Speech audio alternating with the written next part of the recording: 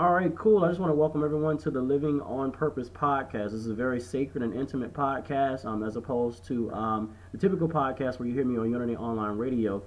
With this one, we're able to go in depth with the authors and then have very deep discussions about things that you typically can't really say on air. So I just want to let you know, Brent, you are at home on this podcast. Whatever Spirit lays on your heart to tell us, we are wide open. The first thing I want to do is say thank you for writing this book, first of all. The beginning pages are kind of heavy. Like most of the time, you just kind of open the book and you kind of jump right into the meat of the book. But you have some heavy endorsements, man.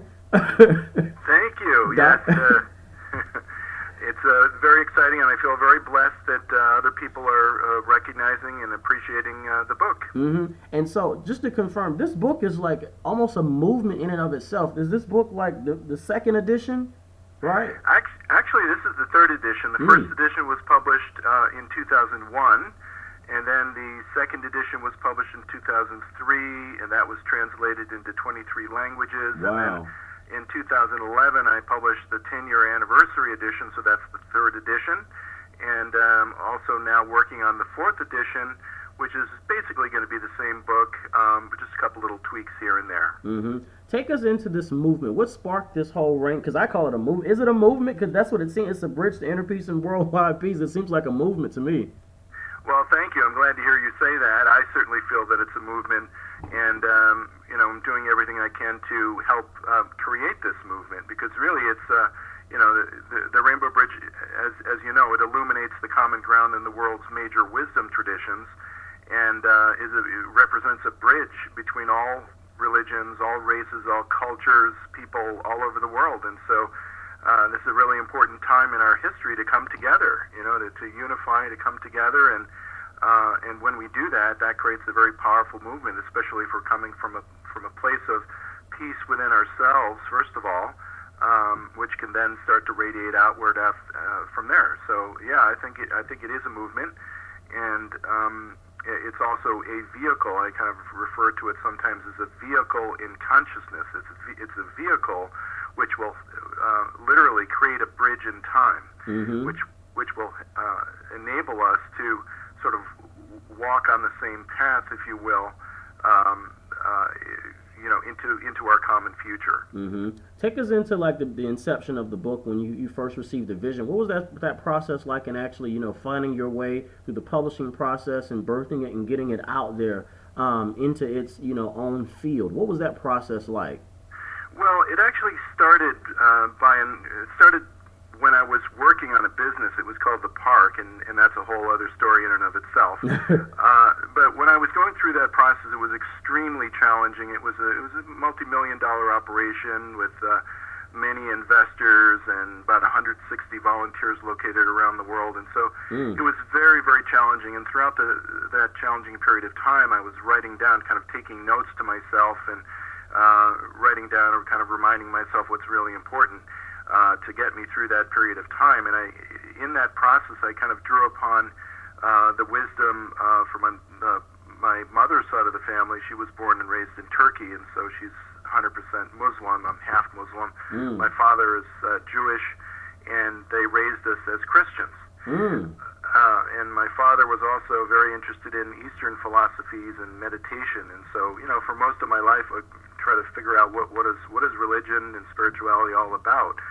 And so, during the course of The Park, I created these set of notes, and unfortunately had to shut down the park after several years in operation. I had to shut it down in 2001, and then in a meditation one day, I was sitting there, and it just came through. It just the concept of pulling together all these notes, which represent wisdom drawn from all of the world's major wisdom traditions. And so then the name was also interesting. It just came through, and it was kind of like this guidance that I got in my meditation was, this is what it's called. It's called the Rainbow Bridge. It's a way of bringing people together all around the world at this really important time. So at that point in time, I just kind of gathered up all the notes and put it together in the smallest possible book. It was literally a pocket-sized book, 3 inches wide and maybe 4.5 inches tall or so. And my goal was to kind of distill all this information down into the smallest amount of pages. And so I did that, and that was in 2001.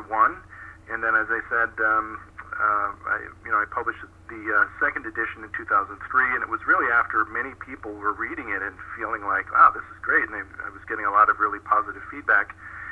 And I thought, okay, now's the time to kind of expand this, and so I created this expanded second edition, and then it's just kind of taken off from there, and it's been more than a decade now. Not only that the book has been in existence, but also very importantly, I've been applying these universal principles in my own life. And so one of the things that the third edition did was to take some of that information about universal principles and then say, okay, how do we take these universal principles and literally, in a concrete and practical way, how do we make the world a better place? Mm-hmm. And so part of the book, as you know, it contains the universal principles, and then the latter part of the book kind of describes how to put them all into use. How are you able to move through the typical? Because everybody doesn't feel it, although some of us feel it to a different degree. But how are you able to move through the typical fear, doubt, and worry about all the isms and schisms or whatever to release your project? Because I think all of us can resonate with that, regardless of where we are and what we're doing.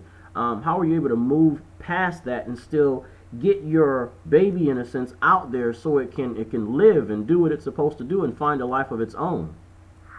Well, I think for me, I felt like I had this experience with the park. I was given all of this information about how to compile all of it together to create this really powerful universal book, and I felt like it was my responsibility that I actually one of my missions here was to put out this book. And I thought, well, how do I do that? And so this is actually my second book. And so, I just thought, okay, I'm not going to worry about the audience. I don't have any dollars, back then. I didn't have any dollars for marketing it. Mm-hmm. And it actually hasn't really been marketed or advertised very much at all. And I just didn't really focus on that. I just focused on the act of creating it, putting it down on paper. Creating the second edition had an audio book, and I just focused on putting it together, and also the whole idea of making it available as widely as possible in the world, and that includes translating it into different languages. So, so through the use of many excited fans, I was able to get it translated into, as I said before, 23 languages in addition to English. Wow. And so it just kept going, and it's really, I think it's different when you, in my case, I feel like this is not my information, it's not my knowledge. I am the kind of the vessel that this information is coming through. This is very powerful universal wisdom and consciousness that's coming through me, and I have a responsibility to get it out there in the world. And so as long as I'm doing as much as I can, putting it on paper, helping translate it, getting it available into different formats as well, then I feel like that's all I really need to do. And then from there, it's in the hands of God, where it goes and how many people get it and so forth. So it really does feel like it's not only a labor of love, but it's one of the reasons why I'm here on the planet is certainly this project. Mm-hmm. And what's interesting is all of our experiences make us who we are, and from where we are, as soon as we receive a vision like that, regardless of where you are or what that vision is, we always see in part. We can never see the whole picture. Just like having a kid, you can't really predict what that kid is going to be. All you're really responsible for is just kind of, you're not raising a child, you're raising an adult. So, you kind of set them up and you kind of let them go, and it takes on a life of its own. And there's so many people, man, that are just afraid to, if not this, regardless of what it is, to kind of sort of launch out. They want to, in a sense, have everything already figured out, and it's like you really can't do that, but so much you can prepare, you can make your package nice and neat, you can be a marksman at your craft, but then at some point you have to let go and you have to trust. I think you're absolutely right, and yeah, the idea that you have to know everything before you take your first step. You have to understand everything and have all your ducks lined up and ready to go. Yeah, that's probably the best way to manifest anything, but many times it doesn't happen that way. Mm-hmm. I think it was Martin Luther King that said, you don't need to see the whole entire staircase in order to take the first step. Mm-hmm. And another really powerful quote from Thomas Carlyle is, "Go as far as you can go," and I'm kind of paraphrasing here, but go as far as you can go, and from there you'll be able to see further. Mm-hmm. Yeah. And this has really, really been very important actually for the Rainbow Bridge, because I don't have all the answers. I just know what's been given to me. I know how powerful and important it is, and it's just kind of a work in progress. So, anyone that has any kind of project that they want to get off the ground, I feel like as long as they have a passion for it, that's really important. Is they're excited about it and they're passionate about it, they should just go for it and do whatever you can do to manifest whatever it is, whether it's a book or a project or a new job or a relationship or anything. Just really go for it. Mm-hmm. One of the principles within this book, if you open the page, you kind of sort of start talking about the banking system. And right now, of course, money is a hot topic because you have situations like unemployment, but you have another huge situation that a lot of people aren't really talking about, underemployment, where it kind of sort of makes folks feel even more depressed because they have all this training and they have this whole generation of college graduates who are graduating, but they're underemployed because they're not employed in the field in which they feel they were trained for. How do you, in a sense, through your work and your teachings, address some of the very relevant things that we're experiencing today in terms of unemployment, underemployment, the banking crisis, money, etc.? Well, that's a great question, and actually several questions in one in terms of the banking system and underemployment. I'll try to see if I can take one at a time. So in terms of underemployment, I think this is really, we're living in an era when we have these massive financial crises, and Mm-hmm. and for the people that have really good jobs, they kind of go on their day-to-day life and they don't seem to be too impacted. But a huge number of people don't even have jobs, Mm-hmm. and maybe are very educated and can't seem to find what to do. So they take a job and they're kind of underemployed, not really using all the skills and education maybe that they want to use, and it can be kind of depressing. But to me, what I would focus on is whatever job you have, do the absolute possible best job you could possibly do, whatever Mm-hmm. it is, whether you're washing dishes or you're a computer technician or an executive or Mm-hmm. whatever it is, just do the best job, because that is what then will launch you to the next step, whatever that next step is. Yes. But if you're doing a really good job at it, then your future will actually create itself. So that's what I would say in terms of underemployment. It is a challenging time. Recognize that it's not through our own fault that we're unemployed, but it's because we're kind of a product of the system that we're living in right now, which is totally out of whack and is creating huge amount of problems. And one of the systemic issues, as you mentioned, is the whole banking and financial system. I just look at I think in a big picture sense, we live in a completely infinite universe. Mm-hmm. Now, on planet Earth, we're not really experiencing complete, infinity. Mm-hmm. But one of the reasons, and one of the reasons why, is because of the systems that are all set up, including the financial system, the banking system. And I think everything is completely out of whack. But the good news is that it's kind of like if you have a computer system that works kind of, then there's really no need to replace it or to upgrade it. Right. But if you're using a computer system that has just too many problems, at some point you say, okay, enough is enough. I got to get a new system, or I got to change the system, or I got to upgrade it, or I got to put a patch in, or whatever. And I think that's the time that we're in right now globally.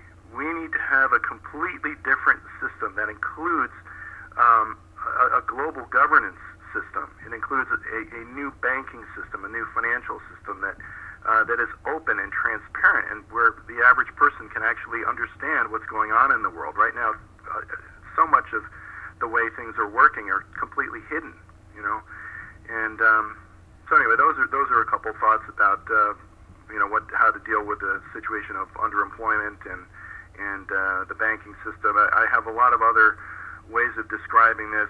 Being a computer person, I have a whole way of describing about how we need a new global operating system, and that's another conversation I'm happy to talk more about that if you want. Yeah, let's talk about that because that reminds me, it's like as within, so without. We need an inner operating system to match the global one on the outside we're trying to create, just like an inner idea about how to take care of our own personal banking crises that happen, because again, some of that stuff that occurred outwardly that some of us experienced, we could have prevented it if we took certain steps within and kind of changed our perspective and how we approached our own lives. We could have kind of sort of sidestepped some of those issues. But yeah, talk to us about that, the global operating system that you posited. Okay. Well, first of all, I completely agree with you in the sense of our own personal responsibility. Everything starts from within. Mm-hmm. And that's all there is actually is within, and I believe that everything on the outside is actually completely an illusion. It's a real illusion, but it's nonetheless an illusion. And so the idea of the Rainbow Bridge and the subtitle is Bridge to Inner Peace and to World Peace, but it starts with the inner peace component. And so the most important thing is about how do we use these universal principles to help ourselves attain a state of peace and tranquility.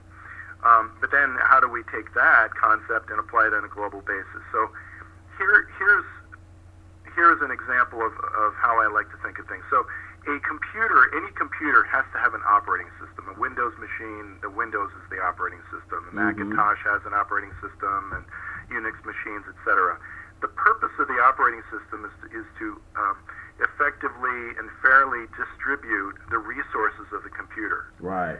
So otherwise, you'd have any program coming along, and then one program could suck up all the CPU power, all the memory, all the hard drive capacity, all of the peripherals, etc.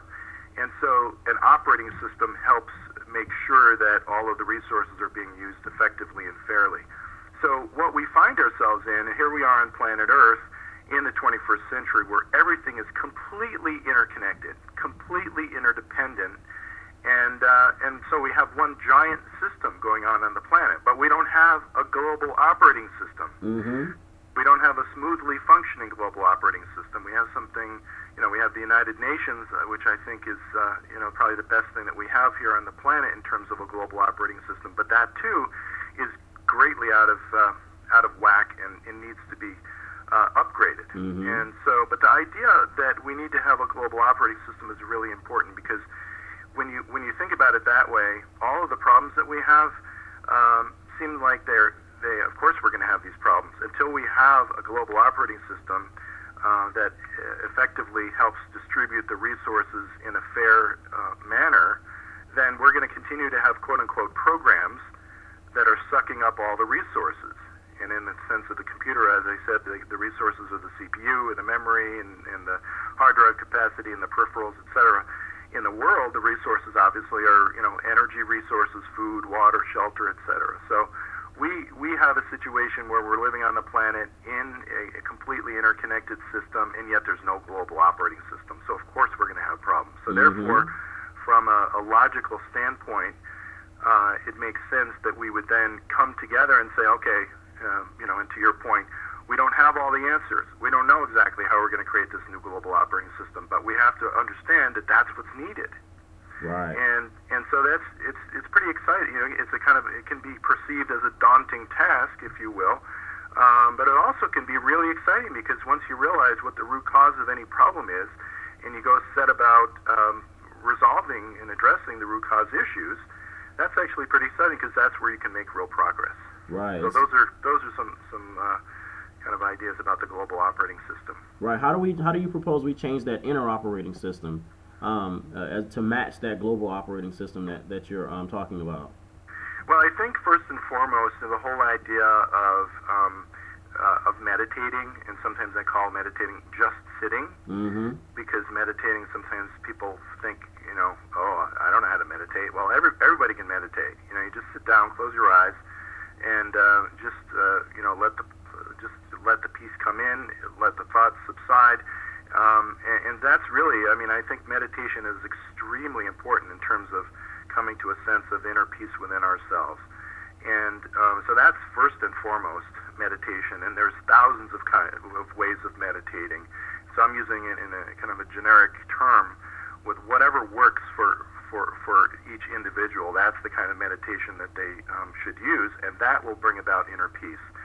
And when we're coming from a place of inner peace, whether or not we're just hanging around with friends, or whether or not we're at work, or if we're setting about a complicated project, if you're coming from a place of peace and tranquility, then of course you can do a better job and you'll have more joy in the process. So I think in terms of individuals, meditation is an extremely important part of the whole process.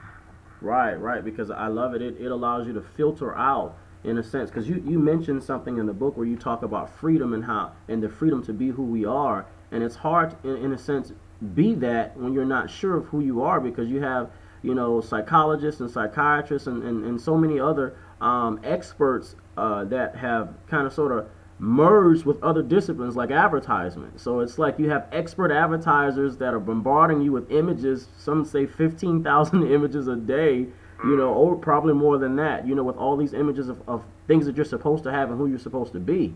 So in a sense, how do we break through all the noise, in a sense, and get back to who we really are, so that we can, in a sense, do some of those things that you're talking about and create that bridge to inner peace and global peace?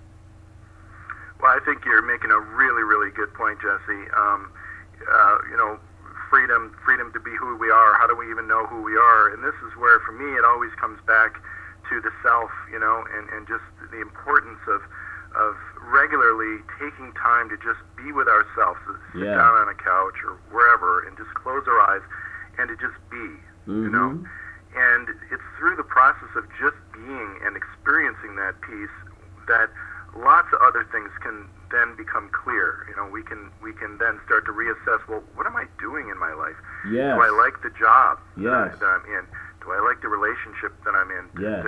Do I like who I am? Am I really am I living a life that gives me some amount of satisfaction? And so those answers really do come when you sit down and you really start pondering. That's when you establish a conversation with the universe, and the universe knows, or the source, or God, or whatever word or words you want to use. I mean, that source, the source of everything, is something that we can connect to, and then kind of receive downloads from. We ask questions, and then I look at it like these downloads come into our brain or come into our consciousness. And from that point, we can then have a better, more clear understanding of who we are and what we want in life, and what we resonate with. And then from there, again, the whole world can change as a result of that. But it all does begin from within. And then once we have a better understanding of who we are and what we want and what kind of direction we want to move in, that gives us kind of like the ultimate freedom. Yes. So, yeah. That's so true, man. It's like the universe is like a cosmic ocean.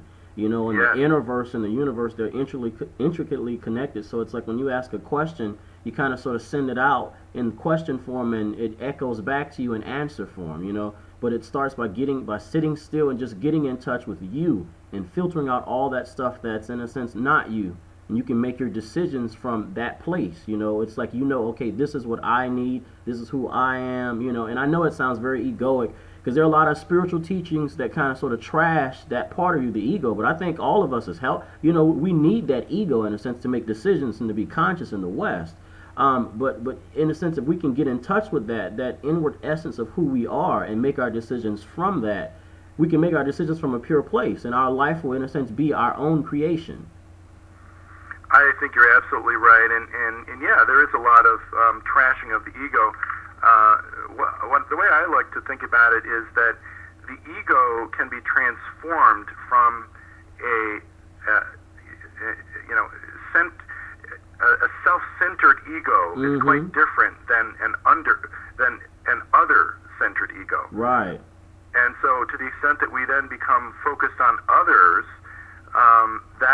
and we have a strong ego, then we can really be a powerful force for good in the world.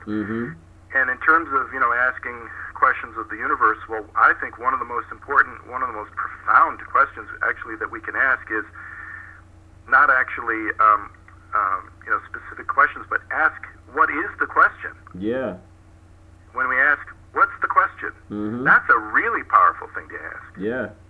Right.